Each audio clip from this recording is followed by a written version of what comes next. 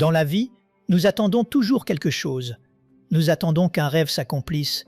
Nous attendons de rencontrer la bonne personne. Nous attendons qu'un problème trouve une issue. Une grande partie de notre existence se passe dans l'attente. Il y a une bonne et une mauvaise manière d'attendre. Ésaïe a dit « Mais ceux qui se confient en l'Éternel renouvellent leurs forces. Ils prennent le vol comme les aigles. » Quand nous entendons ce mot « attendre », nous pensons la plupart du temps qu'il s'agit de ne rien faire, d'être passif. Mais une version enrichie de la Bible explique ce que le mot « attendre » signifie réellement. Elle dit « Ceux qui espèrent, qui comptent sur la bonté de Dieu et qui l'attendent. » L'attente n'est pas censée être passive. La véritable attente consiste à espérer activement. J'ai prié, j'ai cru, et maintenant je recherche la bonté de Dieu. Je m'attends à ce que ma santé s'améliore. Je m'attends à ce que de nouvelles portes s'ouvrent. Oui, je m'attends à vivre une année bénie. C'est cela que signifie réellement attendre. David comprenait ce principe. Il a dit dans le psaume 5, « Éternel, le matin tu entends ma voix. Le matin je me tourne vers toi, et je regarde. » Lorsque vous attendez avec espérance, vous savez que ce jour pourrait être celui où vous obtiendrez la chance dont vous avez besoin. Ce jour pourrait être celui où votre problème se résout. Il y a une anticipation dans votre esprit. Vous parlez comme si cela allait arriver. Vous agissez comme si cela allait arriver. Vous êtes aux aguets. Cette espérance est la manifestation de votre foi. Tout au long des Écritures, nous voyons cela dans la vie de David. Il a dit « Oui, le bonheur et la grâce m'accompagneront. » Il s'attendait à la bénédiction de Dieu. Dans le psaume 27, David traversait toutes sortes d'épreuves. Des ennemis violents le poursuivaient. Des gens mentaient à son sujet, l'accusaient faussement. Et pourtant, en plein milieu de tout cela, il a dit « Oh, si je n'étais pas sûr de voir la bonté de l'Éternel sur la terre des vivants. » David ne s'est pas contenté de prier. Il ne s'est pas contenté de croire. Il a fait un pas de plus. Il est parti à la recherche de la faveur de Dieu. Comme David, vous faites peut-être face à des difficultés. Humainement parlant, les perspectives ne sont pas bonnes. Mais quand vous attendez avec espérance, vous n'êtes pas ébranlé par ce que vous voyez. Vous êtes porté par ce que vous savez. Amen. Le psaume 112 dit « La lumière se lève dans les ténèbres pour les hommes droits. » Notez que Dieu utilise l'image d'une lumière qui jaillit.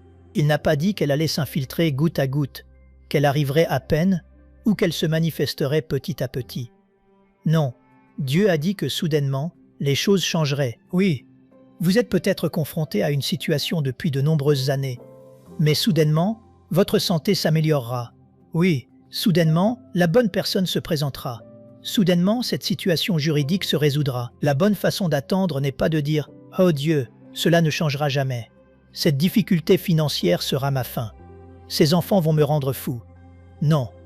Levez-vous chaque matin et dites « Dieu, je m'attends à ce que ta lumière jaillisse.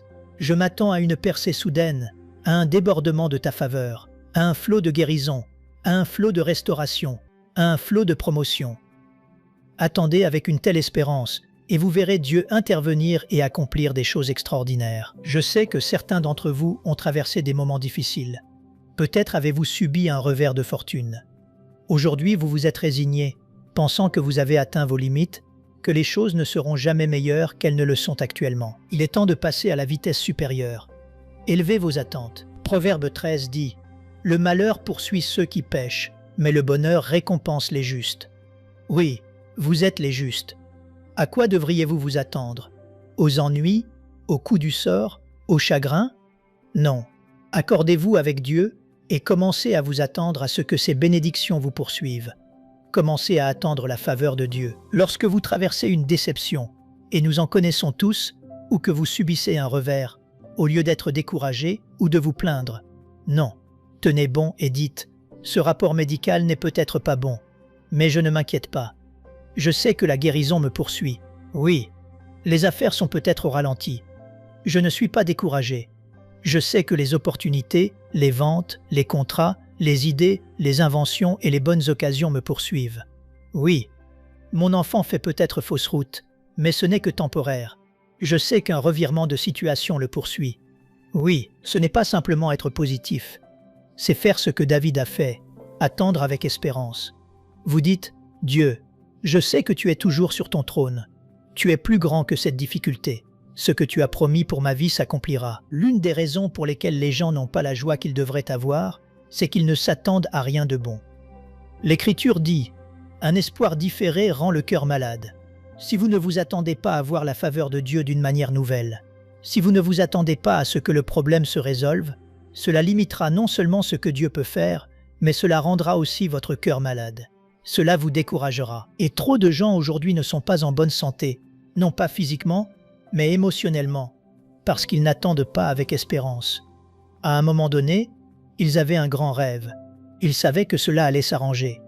Mais cela ne s'est pas produit selon leur calendrier. Aujourd'hui, ils sont devenus passifs et pensent que cela n'arrivera jamais. Mais vous devez secouer cela et retrouver votre flamme. Dieu est toujours sur son trône. Cela ne s'est peut-être pas produit selon votre calendrier, mais Dieu est un Dieu fidèle. Il peut encore accomplir sa promesse. Maintenant, faites votre part et commencez à attendre que la lumière jaillisse. Commencez à attendre que les bénédictions de Dieu vous poursuivent. Ne laissez personne vous décourager. Ne croyez pas aux mensonges du jamais. Ils nous parviennent à tous. Tu ne guériras jamais. Tu ne te marieras jamais. Tu ne sortiras jamais de tes dettes.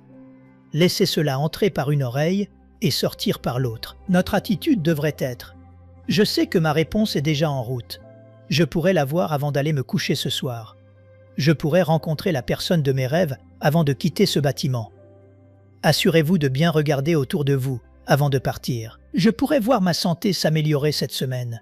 Je pourrais être totalement libéré de mes dettes et avoir remboursé ma maison d'ici la fin de l'année. C'est peut-être impossible selon la nature, mais je sais que je sers un Dieu surnaturel. Lorsque vous attendez avec espérance, la force la plus puissante de l'univers se met à l'œuvre. Dans l'épître de Jacques, il nous est demandé d'attendre les promesses de Dieu comme un cultivateur attend sa récolte. Lorsqu'un agriculteur plante ses semences, il n'attend pas dans l'inquiétude. Il ne se couche pas le soir stressé, se demandant si elles vont sortir de terre. Si quelqu'un lui disait « Je ne pense pas que tu auras une récolte cette année », il n'y prêterait aucune attention. Il a planté, il a arrosé, il n'a aucun doute sur le fait que cela arrivera. Il attend donc avec confiance, pas seulement avec un espoir fragile ou une simple croyance. Il va un pas plus loin, il sait que ses cultures vont pousser. C'est ainsi que nous sommes censés attendre ce que Dieu nous a promis. Comme le cultivateur, vous avez prié, vous avez planté, vous avez arrosé vos semences, vous avez remercié Dieu. Maintenant, vous devez entrer dans cette certitude, un savoir qui dit non pas si cela arrive, mais quand cela arrivera. Amen. Si quelqu'un vous demande « Tu penses toujours que tu vas sortir de tes dettes avec l'économie actuelle ?» Répondez-lui « Je ne le pense pas, je le sais. Mon Dieu est Jéhovah Jireh. Il est l'Éternel qui pourvoit. Il n'est pas affecté par l'économie. C'est lui qui contrôle tout. Tu penses toujours que ton enfant va changer? On dirait qu'il est plus rebelle que jamais. Je ne le pense pas, je le sais. Moi et ma maison, nous servirons l'Éternel. Tu penses toujours que tu vas te marier? Tu es célibataire depuis longtemps. Je ne le pense pas, je le sais. Dieu a dit qu'il me donnerait ce que mon cœur désire. L'homme qu'il me faut, la femme qu'il me faut. Ils me poursuivent au moment même où nous parlons. Vous devez avoir cette confiance inébranlable. Tout comme vous savez que le soleil se lèvera demain matin. Vous savez que ce que Dieu vous a promis s'accomplira. Cela peut arriver aujourd'hui, la semaine prochaine ou l'année prochaine. Mais comme ce cultivateur, vous savez de tout votre être que votre récolte est en route. Ce passage de l'épître de Jacques utilise Job comme exemple de la manière dont il faut attendre. Vous vous souvenez que Job a traversé beaucoup de chagrins et de douleurs. Il a perdu sa santé, sa famille, ses biens. Mais environ 9 mois plus tard, il est ressorti avec le double de ce qu'il possédait auparavant. Non seulement il a tout vu être restauré, mais il avait 2 fois plus de bétail, 2 fois plus de brebis, 2 fois plus de joie, 2 fois plus de paix. De tous les personnages de l'Écriture que Dieu aurait pu choisir comme exemple de patience, il a choisi Job. Je crois que c'est significatif. Dieu est en train de dire que lorsque vous traversez une perte, une déception ou un coup dur, ne vous attendez pas à en sortir identique. Attendez-vous à en sortir dans une meilleure situation qu'auparavant. Peut-être luttez-vous contre une maladie en ce moment, ou une relation n'a pas fonctionné. Quelqu'un vous a trompé dans une affaire commerciale, et vous pourriez facilement être négatif, découragé et vous résigner. Non. Dieu veut prendre ce qui était destiné à vous nuire et l'utiliser à votre avantage pour vous élever. Osez croire, comme Job, que vous allez ressortir avec le double de ce que vous aviez auparavant. Oui, certains d'entre vous espèrent seulement se rétablir à moitié. Si vous pouviez au moins revenir là où vous en étiez avant de tomber malade, avant d'être licencié, avant cette déception. Vous seriez heureux si vous pouviez simplement revenir à l'équilibre. Mais ce n'est pas ainsi que notre Dieu travaille. Dieu va faire payer l'ennemi pour avoir apporté ce trouble dans votre vie. Dieu vous dit, préparez-vous pour le double. Vous n'avez pas encore vu vos plus beaux jours. Le soir arrivent les pleurs et le matin la joie. Dieu va vous donner de la splendeur au lieu de la cendre. Il va rendre le reste de votre vie meilleur qu'il ne l'aurait été si cet événement n'était jamais arrivé. Mais vous devez faire votre part et commencer à attendre avec espérance. Si vous restez assis, découragé, dans l'apitoiement, en pensant que vos meilleurs jours sont derrière vous, cela limitera ce que Dieu peut faire. Secouez cela et commencez à attendre comme Job. Père, je veux te remercier parce que le double arrive vers moi. Je suis peut-être malade en ce moment, mais je m'attends à en sortir 2 fois plus sain, avec 2 fois plus d'énergie, 2 fois plus de force. J'ai peut-être été licencié, mais Seigneur, je veux te remercier pour un emploi avec 2 fois plus d'avantages, 2 fois plus d'amis, 2 fois plus d'épanouissement, 2 fois plus de revenus. Cette personne a peut-être mis fin à notre relation, m'a fait du tort, mais Seigneur, je te remercie de m'amener quelqu'un de 2 fois plus joyeux, 2 fois plus amical, 2 fois plus beau, 2 fois plus aisé. Ah, vous direz peut-être, Joël, c'est un peu exagéré. Oui, mais nous servons un Dieu qui fait des merveilles. Il veut faire au-delà de ce que vous pouvez demander ou penser. Il veut vous faire ressortir comme Job, avec le double. Nous traversons tous des périodes où nous nous sentons bloqués. Nous ne progressons pas dans notre carrière. Nous n'avons pas rencontré la bonne personne. Le problème ne se résout pas. Il est facile de vivre frustré, de se demander pourquoi nous ne pouvons pas avancer, et d'être stressé parce que nous stagnons. Mais il y a des saisons où Dieu vous mettra volontairement en attente, là où vous vous sentirez limité. Peu importe vos efforts, c'est comme si des forces vous tenaient liés. Nous ne le comprenons pas, mais tout cela fait partie du plan de Dieu.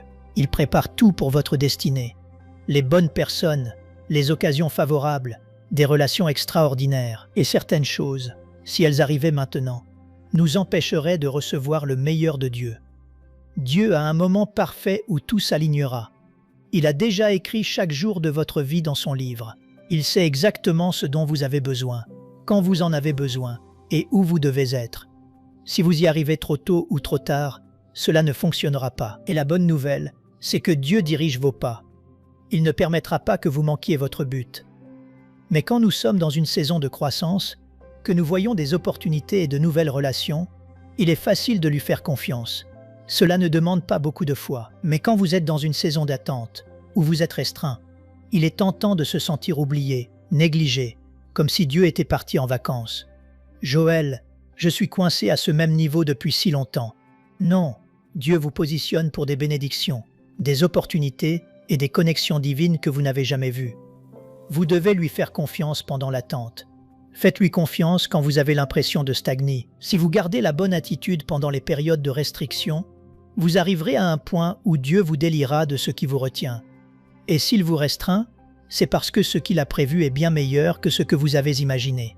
Au lieu de résister à la restriction et de vivre avec amertume, reposez-vous dans cette restriction. Dites comme David, « Dieu, mes destinées sont dans ta main. Je vais faire de mon mieux chaque jour et te faire confiance pour me conduire là où je suis censé être. » Voyez-vous, j'ai appris que vous ne pouvez pas ouvrir une porte que Dieu a fermée. Vous ne pouvez pas avancer quand Dieu vous a mis en attente. Il vous aime trop pour vous laisser devancer son plan ou rester en arrière. Et si vous ne comprenez pas que Dieu a des saisons d'attente, que cela fait partie de ce qu'il a ordonné, alors vous vivrez frustré, essayant de forcer les choses, alors qu'en réalité, c'est Dieu lui-même qui ne vous laisse pas avancer parce que cela vous priverait des choses plus grandes qu'il a en réserve. Dans Marc 11, Jésus retournait à Jérusalem avec ses disciples. Il dit à 2 d'entre eux au verset 2, « Allez au village qui est devant vous. Dès que vous y serez entrés, vous trouverez un ânon attaché, sur lequel aucun homme ne s'est encore assis. Détachez-le et amenez-le. Si quelqu'un vous dit « Pourquoi faites-vous cela ?» répondez « Le Seigneur en a besoin. » Sorte, les disciples allèrent au village et, exactement comme Jésus l'avait dit, ils virent ce petit âne, un ânon qui était attaché.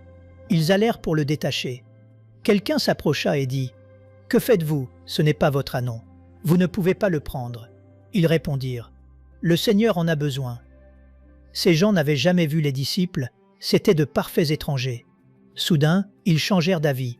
Ils les laissèrent partir. C'est cet ânon que Jésus monta pour entrer dans la ville de Jérusalem, le jour des rameaux. Cet événement triomphal, où les gens déposaient des branches et célébraient Jésus comme leur roi. Mais réfléchissez à cet ânon. Il a été attaché toute sa vie. Il a envie de courir, de jouer, de s'amuser. Il voit d'autres animaux libres, allant partout, portant des charges. Mais cet ânon est restreint. Personne ne l'a jamais monté. Je suis sûr que l'ânon pensait « Pourquoi suis-je attaché? Pourquoi ne puis-je pas aller dans d'autres villages? Pourquoi personne ne me monte-t-il » Il semblait oublier. Mais ce que l'ânon ne pouvait pas savoir, c'est qu'il était attaché pour un dessein divin. Zacharie avait prophétisé des centaines d'années avant la naissance de Jésus que le Messie entrerait à Jérusalem monté sur un ânon. Cet ânon pensait qu'il était restreint, mais en réalité, il était réservé. Dieu l'avait mis à part, empêchant quiconque de le monter, afin qu'au moment voulu, Dieu puisse l'utiliser pour un but bien plus grand qu'il ne l'aurait jamais imaginé. C'est le même principe pour nous. Il y a des moments où Dieu nous tient attachés. Nous ne le comprenons pas. Des amis obtiennent des promotions. Des collègues voient leurs rêves se réaliser. Ce membre de la famille a emménagé dans une belle maison. Nous travaillons dur. Nous donnons à Dieu la première place. Mais les portes ne s'ouvrent pas. Les choses ne se mettent pas en place. Chaque fois que nous essayons d'avancer, c'est comme si des forces nous tiraient en arrière. Nous pensons toujours que c'est l'ennemi. Mais parfois, c'est Dieu qui nous place dans une saison d'attente. Il nous empêche d'obtenir ce que nous voulons uniquement parce qu'il a quelque chose de tellement meilleur. Vous pensez être restreint. Adoptez une nouvelle perspective. Vous êtes réservé. Dieu vous a mis à part pour un but plus élevé.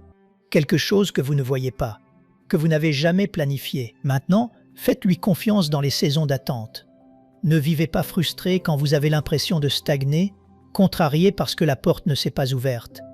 Et si vous saviez que Dieu vous retenait parce que son plan est tellement meilleur, vous resteriez en paix. Vous traverseriez les saisons d'attente sans amertume, sans dire « Pourquoi suis-je bloqué ?» mais avec foi. « Dieu, j'ai confiance en ton calendrier. Je sais que je ne suis pas restreint, je suis réservé, que tu m'as mis à part pour quelque chose d'incroyable, pour ton dessein divin. » Il est intéressant de noter que Jésus a indiqué aux disciples où se trouvait l'ânon, comment il était attaché, ce que les gens allaient dire et comment répondre. Pendant tout ce temps, l'ânon se sentait oublié, mais Dieu connaissait chaque détail le concernant. Dieu avait déjà préparé les bonnes personnes pour le détacher. Il avait déjà fait en sorte que les propriétaires le laissent partir et s'était assuré qu'il soit attaché devant la bonne maison et qu'il n'ait jamais été monté. Tous ces détails devaient s'aligner. Et quand nous sommes dans une saison de stagnation, il est facile de se sentir oublié. « Joël, je suis désavantagé. Je n'arrive pas à avoir une chance. Je fais un pas en avant et 2 pas en arrière. » Mais comme cet ânon, Dieu sait exactement où vous êtes. Il sait ce qui vous tient attaché, les portes qui se sont fermées, les gens qui vous ont ignoré. Ne croyez pas aux mensonges qui disent que vous êtes oublié. Dieu connaît chaque détail de votre vie. Et la bonne nouvelle, c'est que votre histoire ne s'arrête pas dans la restriction, dans le fait d'être retenu ou attaché. Un temps vient où Dieu dira « Déliez-le, détachez-le, j'en ai besoin ». Remarquez que ses propriétaires n'ont pas dit « Non, non, c'est notre ânon ». Ils ne se sont pas battus, ils n'ont pas discuté, ils n'ont pas appelé les secours. Parce que ce que Dieu a pour vous, personne ne peut l'arrêter. Aucun coup dur, aucune maladie, aucune force des ténèbres. Vous êtes peut-être attaché maintenant, mais ce n'est que temporaire. Lorsque vous entrerez dans le temps fixé, Dieu lèvera chaque restriction. Il vous déliera de ce qui vous a retenu. Quand les propriétaires ont demandé ce que les disciples faisaient, Jésus leur a dit de répondre. Le Seigneur en a besoin. Il est significatif que cet ânon soit nécessaire. Il avait un rôle spécifique à jouer dans le plan de Dieu. Cela avait déjà été prophétisé des centaines d'années auparavant. Avant que vous ne soyez formés dans le ventre de votre mère, Dieu a préparé des choses spécifiques que vous devez accomplir. Il a déjà planifié ces moments où vous entrerez dans la faveur, l'opportunité et le talent que vous n'aviez pas vu venir. Et bien sûr, vous traverserez peut-être des saisons d'attente, des moments où vous vous sentirez stagnant. Mais comme Jésus avec cet ânon, il y aura un temps où Dieu dira « J'ai besoin de toi, j'ai besoin de cet ânon pour me porter dans la ville. J'ai besoin de toi pour cette promotion afin d'emmener ta famille à un nouveau. J'ai besoin de toi pour ce conjoint que j'ai préparé. J'ai besoin de toi pour cette guérison que j'ai ordonnée pour toi. J'ai besoin de toi pour diriger l'Église, Joël, après le départ de ton père, pour sortir de l'ombre et entrer dans l'influence. Dieu a ces moments de destinée où il a besoin de vous pour accomplir le but divin qu'il a déjà établi. Vous n'êtes pas ici par hasard. Vous êtes ici en mission. Le Créateur de l'univers a des projets pour vous. Et quand vous vous sentez restreint, comme si vous étiez dans une saison d'attente, des mensonges vous chuchoteront. Tu n'es pas important. Tu n'as rien à offrir. C'est ce que cet anon représente. Attaché, jamais monté. Non, votre temps vient. Continuez à vous rappeler. Vous n'êtes pas restreint. Vous êtes réservé. Dieu vous a mis à part. Il y a des moments de destinée où il appellera votre nom et dira « J'ai besoin de Robert. J'ai besoin de Linda. J'ai besoin de José. » Votre nom a été écrit dans l'histoire que le Dieu Tout-Puissant a rédigée avant même que vous n'arriviez ici. Quand l'ennemi essaie de vous faire sentir insignifiant, indigne, sans rien à offrir, répondez simplement « Non, non, le Seigneur a besoin de moi. Le Dieu Très-Haut a une mission pour moi. Je suis sur son radar. Il a déjà planifié mes jours. » Cet anon était caché dans un petit village, attaché dans ce petit quartier, pas dans la grande ville, là où se trouvaient les opportunités et la foule. Sûrement, quelqu'un finira par me remarquer. Il était attaché dans un endroit obscur, à l'écart. Toutes les circonstances disaient qu'il était bloqué, qu'il ne serait jamais monté, qu'il n'atteindrait jamais son potentiel. Mais un jour, ces deux disciples se sont présentés dans ce petit village, cet endroit reculé, sont allés droit vers l'anon et l'ont détaché. Vous vous sentez peut-être oublié, vous ne voyez pas comment vous pourriez vous libérer ou progresser, ni comment vous rencontrerez la bonne personne. Vous êtes dans un endroit obscur, sans beaucoup de reconnaissance. Dieu a déjà préparé les bonnes personnes pour venir à vous. Vous n'avez pas besoin de courir après. La bénédiction viendra à vous. La liberté, le conjoint, la guérison, cela va apparaître de manière inattendue. Une connexion divine, une percée surnaturelle, où soudainement vous êtes détaché. Dieu fait ce que vous ne pouviez pas faire. Il lève la restriction. Cet anon aurait été heureux simplement d'être libre et de ne plus être attaché. Mais regardez comment Dieu travaille. Il est passé d'un petit village, sans jamais avoir été monté, à porter Jésus le Messie sur son dos, traversant Jérusalem entouré de milliers de personnes, de l'obscurité à la notoriété, de l'arrière-plan au premier plan, de l'indifférence totale à l'attention de tous. Dieu sait non seulement comment vous détacher, mais aussi comment vous propulser dans la faveur, l'opportunité et l'influence que vous n'avez jamais vues. Nous avons tous des choses pour lesquelles nous croyons. Nous avons prié. Nous avons fait de notre mieux. Mais le rapport médical ne s'est pas amélioré. Nous n'avons pas obtenu la promotion. Nous n'avons pas rencontré la bonne personne. Nous voulions reprendre nos études, mais personne ne nous a soutenus. Nous avons essayé de lancer notre entreprise, mais nous avons eu de l'opposition, des retards, des gens nous ont fait du tort. Maintenant, nous pensons que cela ne devait pas arriver. Mais nous avons peut-être abandonné. La bonne nouvelle, c'est que Dieu n'a pas abandonné. Oui, il n'avorte pas les rêves. Il est appelé l'auteur et le consommateur de notre foi. Oui, les rêves qu'il a murmurés à votre esprit, les promesses sur lesquelles vous vous tenez, c'est peut-être trop pour vous, mais ce n'est pas trop pour lui. C'est vrai, il dit aujourd'hui, cela va encore arriver. Oui, vous allez encore guérir. Vous allez encore rencontrer la bonne personne. Vous allez encore avoir ce bébé. Vous allez encore rembourser votre maison. Vous allez encore briser cette addiction. Vous allez encore voir vos enfants accomplir leur but. Oui, voyez-vous parfois, vous avez juste besoin qu'une parole de foi soit prononcée sur vous. C'est vrai. Les mots ont du pouvoir. Quand vous avez entendu pendant si longtemps que cela n'arriverait pas, cette négativité peut prendre racine. Vous devez lâcher tout cela et, par la foi, recevoir cette phrase dans votre esprit. Cela va encore arriver. Oui, maintenant, chaque voix peut vous dire le contraire. C'est impossible. Cela serait déjà arrivé. Tu n'as pas les ressources. Tu as déjà essayé et cela n'a pas marché. Laissez cela entrer par une oreille et sortir par l'autre. Ne vous accordez pas avec le doute. Non, accordez-vous avec Dieu. Oui, vous n'avez pas besoin de voir comment cela va se passer. Tout ce que vous avez à faire, c'est de croire. Commencez à déclarer la faveur sur votre vie. Commencez à parler comme si cela allait arriver. Commencez à remercier Dieu parce qu'il est à l'œuvre. Quand ces pensées négatives viennent vous dire qu'il est trop tard, répondez simplement « Non merci, cela va encore arriver. Eh bien, le rapport médical n'est pas bon. C'est un rapport, mais j'en ai un autre. Il dit que je vais encore guérir. Eh bien, tu as eu beaucoup de coups durs. On dirait que cela t'a freiné. Non merci, je vais encore accomplir mes rêves. Oui, tes enfants sont égarés. On dirait que plus tu pries, plus leur situation empire. Non merci, moi et ma maison, nous servirons encore l'Éternel. Oui, oui, mais ce que tu espères te dépasse totalement. Tu n'as pas les ressources, les relations, l'expérience. Il n'y a aucun moyen que ce rêve se réalise. Non, vous regardez cela d'un point de vue humain. Mais le Dieu que je sers est surnaturel. Oui, il dit que cela va encore arriver. Face aux doutes, aux voix négatives, aux gens qui vous disent que cela ne marchera pas, il est très puissant de répondre par cette déclaration de foi. Cela va encore arriver. Vous dites, Dieu, mon espoir est en toi. Je sais que tu es le Créateur tout-puissant de l'univers. Ce que tu as promis s'accomplira. Personne ne peut l'arrêter. Aucune maladie, aucune addiction, aucun retard. Toutes les forces des ténèbres ne peuvent arrêter ce que Dieu a résolu pour votre vie. Le seul qui puisse l'arrêter, c'est vous. Si vous vous découragez, si vous devenez négatif, si vous perdez votre passion, il est dit dans les psaumes qu'ils ont limité le sein d'Israël. Dieu leur avait dit qu'ils entreraient dans la terre promise. En chemin, ils ont eu des retards, des revers, de l'opposition. Tout cela faisait partie du plan de Dieu. Mais ce que nous faisons dans les moments difficiles déterminera si nous verrons la plénitude de notre destinée. Et ils se sont découragés et ont commencé à se plaindre. Qu'allons-nous manger dans le désert? Comment allons-nous survivre? Ces gens dans la terre promise sont trop grands. Ils ressemblent à des géants. Nous n'avons aucune chance. Pendant tout ce temps, Dieu murmurait. Cela va encore arriver. Je suis aux commandes. Je vais vaincre ces ennemis pour vous. J'ai de quoi pourvoir en chaque saison.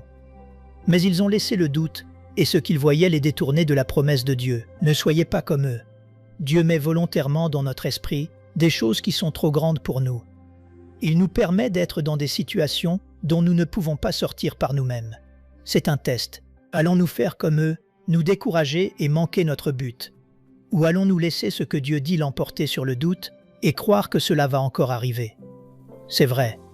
Malgré les géants, je vais encore entrer dans ma terre promise. Malgré ce rapport médical, je vais encore guérir. Malgré l'opposition, je vais encore accomplir mes rêves. Laissez-moi le déclarer sur vous. Malgré les retards, les revers, la manière dont vous avez été élevé, vous allez encore vivre une vie bénie, épanouie et victorieuse. Malgré la rupture, malgré celui qui est parti, les blessures, la solitude, ce n'est pas ainsi que votre histoire se termine. C'est un chapitre, mais vous avez tout un livre. Vous allez encore rencontrer quelqu'un de formidable. Vous allez encore rire, aimer et rêver. Dieu dit que vos derniers jours seront meilleurs que les premiers. Maintenant, quand les pensées murmurent « Non, non, il est trop tard, tu as trop souffert, cela ne marchera jamais », reconnaissez ce qui se passe. C'est l'ennemi qui essaye de vous priver du futur extraordinaire que Dieu a en réserve. C'est vrai. Faites taire cela et accordez-vous avec votre Créateur. Il dit « Cela va encore arriver. Il n'est pas trop tard. Les géants ne sont pas trop grands. L'opposition n'est pas trop forte. Il est aux commandes. Vous n'entendriez pas cela s'il n'y avait pas quelque chose d'incroyable sur le point d'arriver. De nouvelles portes sont sur le point de s'ouvrir. Les bonnes personnes sont sur le point de se présenter. Votre santé va soudainement changer. Un changement dans vos finances, votre carrière, où vous serez soudainement propulsé là où vous n'auriez jamais rêvé. Ce que Dieu a en tête est bien plus grand, meilleur et plus gratifiant que ce que vous aviez en tête. Il y avait un homme dans l'Écriture nommé Zorobabel. Dieu a mis dans son cœur le rêve de rebâtir le temple à Jérusalem. Le roi lui a donné la permission de commencer le projet, et il a pris 50 000 hommes pour poser les fondations. Cela a pris 2 ans. Ils étaient si enthousiastes. Ils ont organisé une grande fête, chantant, dansant, au son des trompettes et des cymbales. L'Écriture dit « Tout le peuple poussait de grands cris de joie en louant l'Éternel, parce qu'on posait les fondements de la maison de l'Éternel. » Zorobabel savait que la faveur de Dieu reposait sur sa vie. Tout se mettait en place. Les matériaux, les gens, les fondations étaient magnifiques. Et ils étaient sur le point de commencer la phase suivante quand l'opposition a surgi. Les ennemis de Juda apprirent les progrès réalisés, et cela ne leur plut pas. Ils ne voulaient pas que le temple soit reconstruit. Alors ils commencèrent à susciter des ennuis. Il est étonnant de voir comment, Dès que vous commencez à faire des progrès, que vous voyez la faveur et la promotion, cela agite certaines personnes. C'est vrai, la jalousie, les commérages, la calomnie. Il n'avait aucun problème avec Zorobabel tant qu'il restait dans la moyenne. Reste dans ton coin, ne fais pas de vagues, mais Dieu a mis la grandeur en vous. Il vous a appelé à vous démarquer, à faire la différence, à emmener votre famille à un nouveau niveau. Et ne soyez pas surpris si, lorsque vous faites des pas de foi, que vous sortez de votre zone de confort, que vous lancez votre entreprise, que vous reprenez vos études, que vous brisez l'addiction, que vous ramenez votre famille à l'église, vous voyez des gens trouver à redire ou critiquer. Pourquoi font-ils cela? Ils veulent que vous restiez dans la moyenne. Ils veulent que vous soyez médiocre, mais ce n'est pas votre destinée. Dieu va vous emmener dans des endroits où personne dans votre famille n'est allé. Il va vous faire établir une nouvelle norme. L'une des conditions est que vous ayez la peau dure. Vous ne pouvez pas vous laisser entraîner dans des futilités qui vous détourneraient de votre destinée. La ruse de l'ennemi est de vous distraire, de vous faire vous concentrer sur ce qu'ils disent, d'essayer de leur prouver que vous avez raison, de vous inquiéter de ce qu'ils pensent. Ne perdez pas votre temps à essayer de gagner des gens qui sont déterminés à vous mal comprendre. Ce n'est pas contre vous qu'ils s'en prennent, c'est contre la grandeur que Dieu a mise en vous. Ils s'en prennent à la faveur, à l'onction, à l'appel sur votre vie. Vous devez être un aigle et vous élever au-dessus de tout cela. Tout le monde ne sera pas heureux de votre succès. Ce n'est pas grave. Restez concentrés sur ce que Dieu vous a appelé à faire. Ne descendez pas à leur niveau pour vous engager dans des batailles qui n'en valent pas la peine. Avant de voir l'augmentation à l'extérieur, nous devons lui faire de la place à l'intérieur. Si vous avez une vision étroite, vous aurez une vie étroite. Si vous pensez avoir atteint vos limites, que vous ne sortirez jamais de vos dettes et que vous ne pourrez pas aller plus loin que vos parents, cela vous empêchera d'obtenir le meilleur de Dieu. Jésus a dit, « On ne met pas non plus du vin nouveau dans de vieilles outres. Une outre était un récipient en cuir. Quand elle devenait vieille, elle durcissait et devenait rigide, incapable de se détendre. Et si vous y mettiez du vin nouveau, lorsque le vin fermentait et prenait du volume, il faisait éclater l'outre. Dieu vous dit que vous ne verrez pas de croissance si vous restez bloqué dans de vieilles façons de penser. Si vous pensez que vous ne sortirez jamais de vos dettes, alors vous n'en sortirez pas. Si vous pensez que vos obstacles sont trop grands, alors ils le sont. Vous fixez les limites de votre vie par votre façon de penser. Vous devez donner à Dieu la permission de vous faire grandir. Vous devez élargir votre foi. Dieu a des ressources illimitées. La seule chose qui le limite, c'est notre capacité à recevoir. Si j'avais 1000 gallons d'eau à vous donner, mais que vous n'aviez qu'un récipient d'un seul gallon, le problème ne viendrait pas de la réserve, mais de votre capacité à recevoir. Si vous vous débarrassiez de ce petit récipient pour en prendre un plus grand, je pourrais vous en donner beaucoup plus. C'est le même principe avec Dieu. Si nous pensons, l'économie est trop basse, je ne pourrai jamais m'offrir cette maison dont j'ai vraiment envie. Mon entreprise ne se développera jamais. Je n'ai pas les fonds. Je n'ai personne pour me soutenir. Alors vous devez vous débarrasser de ce seau d'un gallon. Débarrassez-vous de ce petit récipient. Le Dieu que nous servons est un grand Dieu. Il possède un océan, une réserve illimitée. Et Jésus a dit qu'il vous soit fait selon votre foi. Ce n'est pas selon Dieu. Dieu a toute la puissance et toutes les ressources du monde. C'est selon ce que nous croyons. Dans le 2e livre des Rois, on trouve l'histoire d'une veuve. Son mari est mort et elle n'a pas d'argent pour payer ses dettes. Les créanciers viennent maintenant prendre ses fils comme paiement. La seule chose qu'elle possède de valeur est un petit pot d'huile pour cuisiner. Le prophète Élisée se présenta chez elle et lui dit de faire quelque chose qui semblait étrange.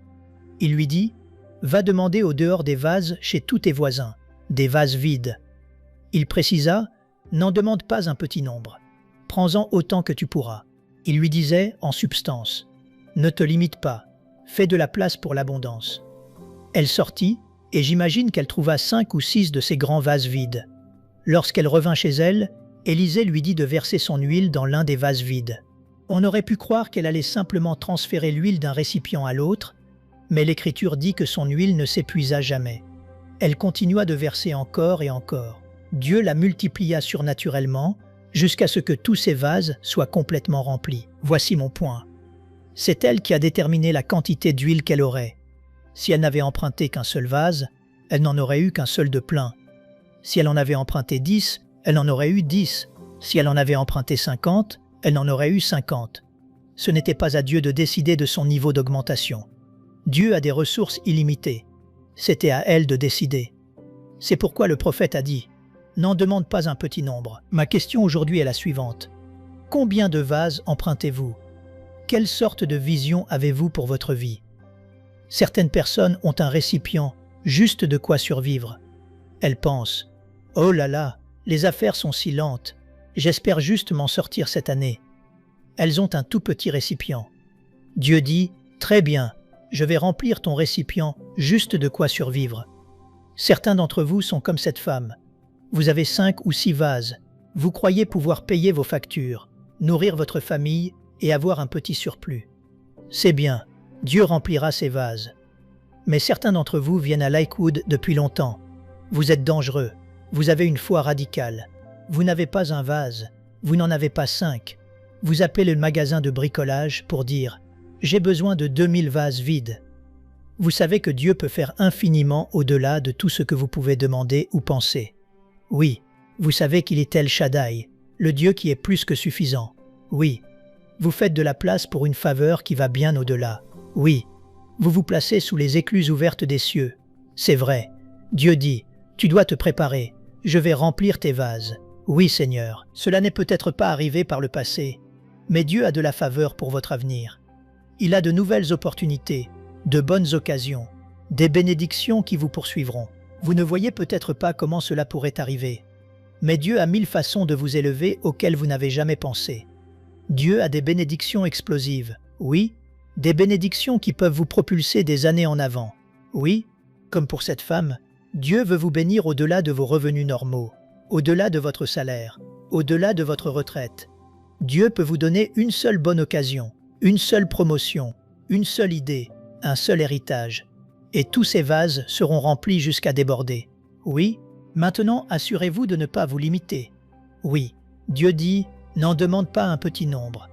N'ayez pas une vision étroite et limitée. Vous ne voyez peut-être pas comment cela peut arriver, mais ce n'est pas votre travail. Votre travail est de croire.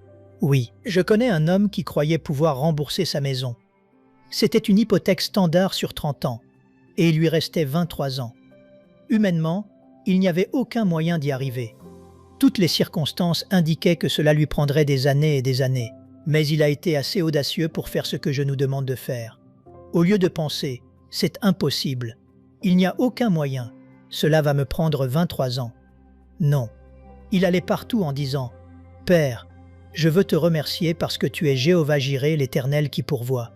Je sais que mon travail n'est pas ma source, c'est toi qui es ma source.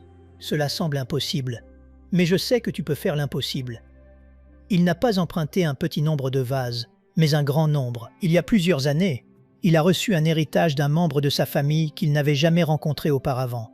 Il ne savait même pas qu'ils étaient parents.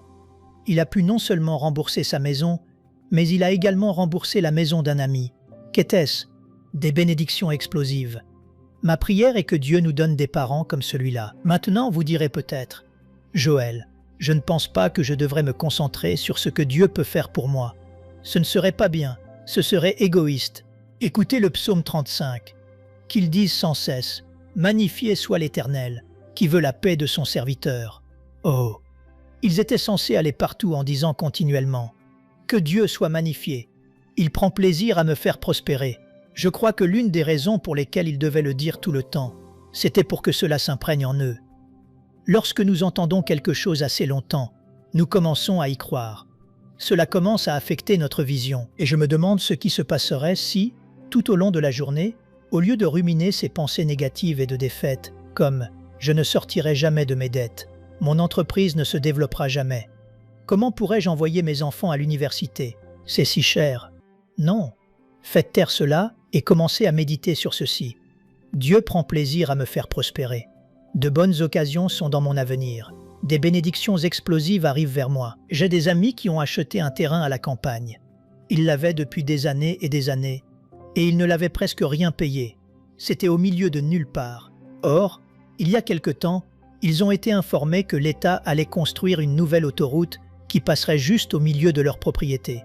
Ils ont non seulement vendu une partie du terrain avec un profit substantiel, mais maintenant plusieurs promoteurs font des offres sur le reste parce qu'ils auront une très grande façade sur l'autoroute. Du jour au lendemain, cette propriété qui ne valait presque rien est devenue extrêmement précieuse. Cette seule bonne occasion a emmené cette famille à un nouveau niveau. L'apôtre Paul en parle. Il a dit dans Éphésiens 2, verset 7, « Afin de montrer dans les siècles à venir l'infinie richesse de sa grâce par sa bonté envers nous en Jésus-Christ. » Nous devons commencer à croire en cette faveur qui va bien au-delà de tout. Ne vous contentez pas d'attendre la même chose de la même manière, année après année. Là où vous êtes n'est pas là où vous êtes censé rester. Dieu a de nouveaux niveaux pour vous. Ayez une vision plus large. C'est comme cet homme dont j'ai entendu parler. Il était à la pêche un jour et il remarqua un autre homme de l'autre côté de la rive qui pêchait également. Et chaque fois que cet autre homme attrapait un gros poisson, il le rejetait à l'eau, mais quand il attrapait des petits poissons, il les gardait. Cela dura toute la journée. Le premier homme devint si curieux qu'il finit par aller voir l'autre et lui dit « Je ne veux pas être indiscret, mais je n'ai pas pu m'empêcher de remarquer que vous rejetez tous les gros poissons et que vous gardez les petits. Pourquoi donc ?» L'homme répondit « Oh, c'est simple. Je n'ai qu'une poêle à frire de 10 pouces. C'est triste à dire, mais il y a beaucoup de gens comme cela aujourd'hui. Au lieu de faire de la place pour l'augmentation, au lieu de croire que Dieu peut faire quelque chose de plus grand, ils se promènent avec cette poêle de 10 pouces. Elle est dans leur famille depuis des générations. Maman utilisait cette poêle. Arrière-grand-père utilisait cette poêle. C'est une attitude qui dit « Je ne pourrai jamais m'offrir cette belle maison. Je ne pourrai jamais fréquenter cette université. Nous ne réussirons jamais autant. Nous avons toujours des difficultés. Nous sommes juste des gens avec des poêles de 10 pouces. » Ma maman dit « C'est ainsi que mon père a été élevé. Tout ce qu'il connaissait, c'était la pauvreté, le manque, la défaite et la médiocrité. Au lycée, il a reçu le panier de Noël destiné à la famille la plus pauvre de l'école. Quand il grandissait, tout ce qu'il pouvait s'offrir à boire était ce qu'on appelait le lait Blue John, un lait vraiment bon marché. Moitié lait, moitié eau. Mon père ne pouvait pas le supporter. Et pour ne rien arranger, son nom était John. Il pensait « Pourquoi ont-ils dû lui donner mon nom, Blue John? Pourquoi ne l'ont-ils pas appelé Blue Bill, Blue Mark ou Blue Leroy ?» Il était tenté de penser que c'était son sort dans la vie. Chaque circonstance disait qu'il avait une poêle de 10 pouces. Mais quand il a eu 17 ans, il a donné sa vie au Christ, et quelque chose s'est levé en lui, une audace, une foi, une assurance qui disait « Mes enfants ne seront jamais élevés dans la défaite où j'ai grandi. » Que faisait-il? Il se débarrassait de sa poêle de 10 pouces. Il a continué pour vivre une vie bénie, abondante et victorieuse, quel que soit l'environnement dans lequel vous avez grandi. Quoi que ce soit qui essaye de vous rabaisser ou de vous retenir, Dieu vous dit « Je t'ai créé pour être la tête et non la queue. Je t'ai fait pour prêter et non pour emprunter. Je prends plaisir à te faire prospérer. » Amis, Dieu a de gros poissons dans votre avenir. Rendez-vous service. Débarrassez-vous de cette poêle de 10 pouces. Nous aimerions vous donner l'opportunité de faire de Jésus le Seigneur de votre vie. Voulez-vous bien prier avec moi? Dites Seigneur Jésus, je me repens de mes péchés. Viens dans mon cœur. Je fais de toi mon Seigneur et Sauveur. Et merci Seigneur pour le baptême du Saint-Esprit en moi. Dans le nom de Jésus. Par cette simple prière, nous croyons que le Saint-Esprit vous conduit sur le chemin de la nouvelle naissance. Allez dans une bonne église dont le fondement est la parole de Dieu, passez par les eaux du baptême et donnez à Dieu la première place. Nous espérons de tout cœur que ce message vous encouragera. Si vous connaissez quelqu'un qui puisse être encouragé, s'il vous plaît, envoyez-le lui pour nous aider à atteindre plus de gens et à propager l'Évangile. Édifions le corps de Christ ensemble. Appuyez sur la cloche des notifications et merci infiniment de nous soutenir en vous abonnant à notre chaîne. N'hésitez pas à laisser vos requêtes de prière dans la section des commentaires. Sachez que même si vous ne voyez pas de réponse à votre requête, que ce soit sur YouTube, email, Facebook ou sur Messenger, nous avons prié pour vous. Nous invitons humblement le corps de Christ à soutenir chaque requête en écrivant une prière dans la section commentaires. Tenez-vous ferme dans la foi avec nous pendant que nous prions. Que la grâce et la paix du Seigneur Jésus-Christ soient avec vous tous et qu'il vous bénisse merveilleusement.